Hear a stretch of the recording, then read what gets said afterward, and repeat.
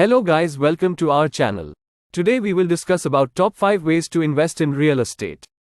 Investing in real estate can be a lucrative way to build wealth, but it requires careful consideration and planning. Here are 5 common ways to invest in real estate. 1. Buy and hold rental properties. Purchase residential or commercial properties and rent them out to tenants. Rental income can provide a steady cash flow, and over time, property values may appreciate. It's important to select properties in desirable locations and manage them effectively.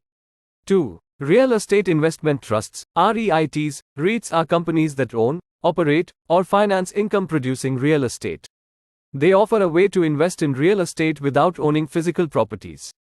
REITs often pay attractive dividends and provide diversification. They can be bought and sold like stocks on major exchanges. 3. Real estate crowdfunding. Crowdfunding platforms allow you to invest in real estate projects alongside other investors. These projects can include residential, commercial, or even real estate development. Crowdfunding offers accessibility and diversification but may have different minimum investment requirements. 4. Real estate partnerships. Partner with others to invest in real estate.